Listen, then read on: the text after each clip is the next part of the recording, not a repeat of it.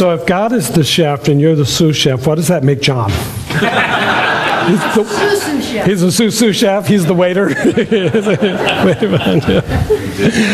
Oh, how good it is. So, yeah, the dish and the bottles. So, well, let me begin by bringing myself back here because many of you know that last week there was a death that was a very dear friend of Gary's, and so we quickly traveled to Los Angeles to participate in that, and I want to acknowledge and thank Reverend Doug for, at the last minute, stepping into this position to, hello, welcome to ministry, you're talking on Sunday.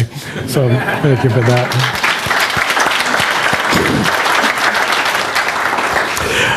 There was great feedback on that, and so I know that you put your heart and soul into doing that, and people really appreciated that. And it comforts me to know that I too can have my experience in life, whatever that may be, and know that all is well, that everything is being taken care of, because this is a community. This is our guiding principle, that we are engaged individuals and that it's not left up to just any one person, that it really requires that each of us, whether it's our first time here or whether we've been coming here for 20 years, that each of us needs to show up. And so not only is it really wonderful that Brian Wexler has shown up today, but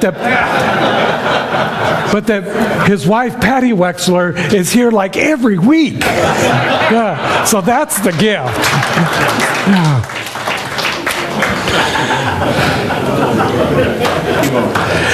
And we could take it, no, he won't. We could take a whole lot of time and really begin to acknowledge and point out each and every individual for the gift and the talent that you bring here. Because it really is incredible that Spirit shows up as you. That's really the whole divine purpose in life. Is that Spirit has this urge to be and to be an expression, to be in some form, to be in the world. And the only way that it can do that is through each of you, because it is unlimited, because it just has this incredible, infinite possibility that it must show up as you. And it must show up as each and every one of you right where you are, in exactly the condition and the appearance that you are at this moment.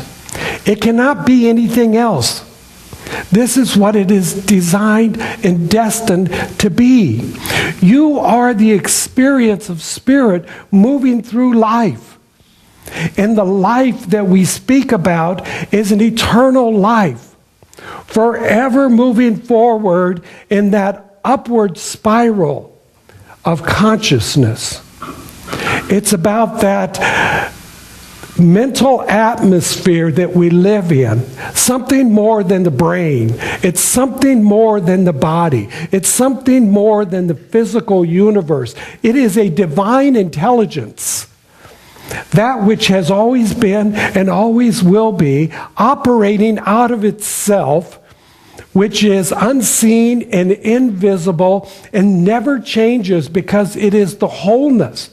It is the perfection of the eternal life. In its greatest moment, it desires to come forth and be in a time and a space that I call density. It's very dense to be here in the physical world. Do you feel that? It's kind of like dense. That's why there's gravity. You know, it keeps us anchored on this planet while it's spinning at some incredible speed, tilted on its axis, traveling through the galaxy, and the whole galaxy's moving through a universe at some divine order. by which it does this for centuries upon centuries upon centuries and has nothing to do with us.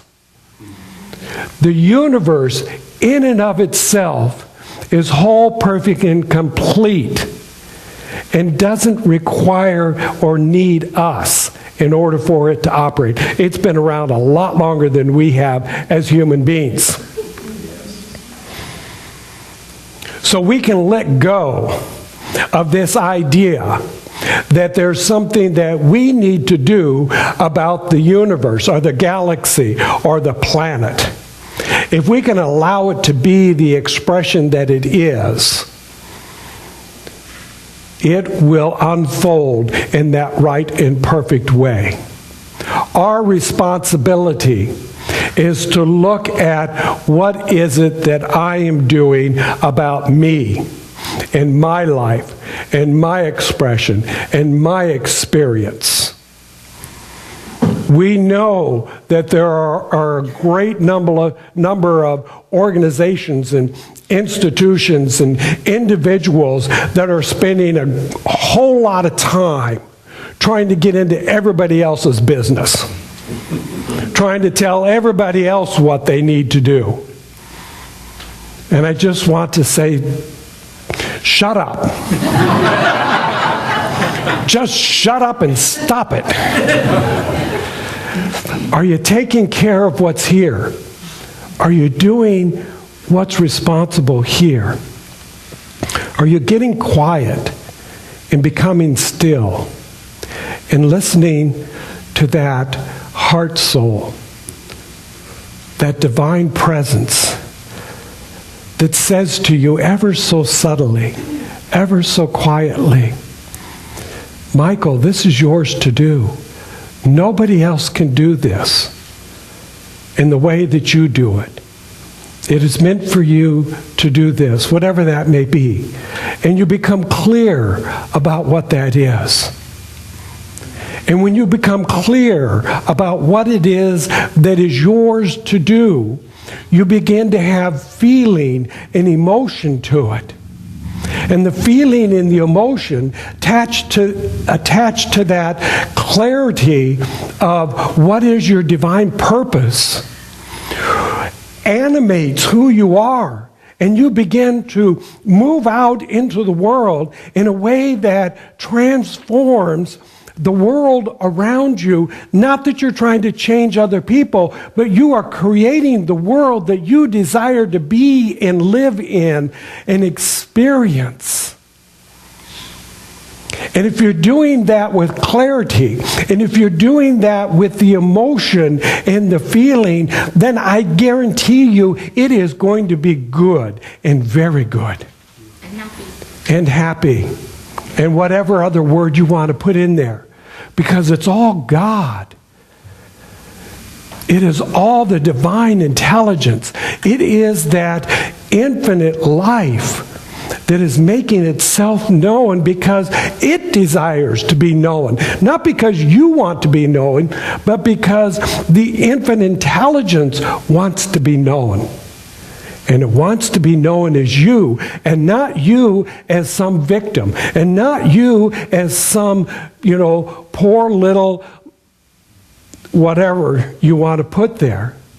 But the higher you, the higher consciousness of you, that divine presence, that essence that is already there. If we can just get our small self out of the way, we can allow this divine experience to come through and as us and is us. As I began to mention, I was in LA for a funeral for a really just a most incredible woman that I had only known for a couple of years. And in that few years that I knew her was, towards the end of her life. It was in the conditions and in the experience of what all of us are going to have in this thing called physical life, where we have birth and then there's death. The way in which we approach it, how we get